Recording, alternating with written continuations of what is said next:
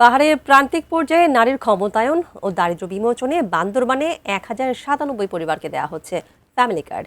এই কার্যক্রমের উদ্বোধন করেন পার্বত্য মন্ত্রণালয়ের মন্ত্রী দীপেন দেওয়ান।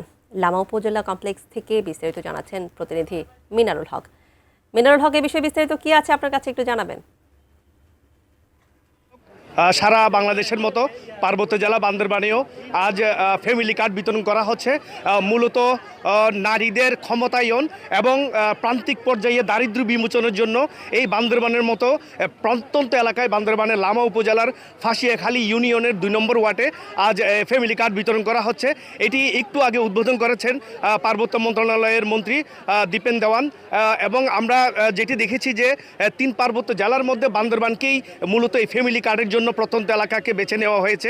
আমি যেই জায়গাটিতে দাঁড়িয়ে রয়েছি লামা উপজেলায়, এবং এখানে যে বিভিন্ন এলাকা থেকে নারীরা তারা ফ্যামিলি কার্ড নিতে এসেছেন এবং বিভিন্ন প্রত্যন্ত এলাকা থেকে নারী পুরুষও এই অনুষ্ঠানে যোগ দিয়েছেন। এবং এই অনুষ্ঠানকে কেন্দ্র করে এবং এই ফ্যামিলি কার্ডকে কেন্দ্র করে মূলত এখানে একটি উৎসব মুখর পরিবেশ সৃষ্টি হয়েছে। স্থানীয়রা যেটি জানিয়েছেন যে এই ফ্যামিলি কার্ডের মাধ্যমে তাদের যেমন দারিদ্র্য বিমোচন হবে এবং সেই সাথে মহিলাদেরও ক্ষমতায়ন নিশ্চিত হবে। বিশেষ করে পাহাড়ি এলাকায় নারীরা অনেকাংশেই পিছিয়ে রয়েছে।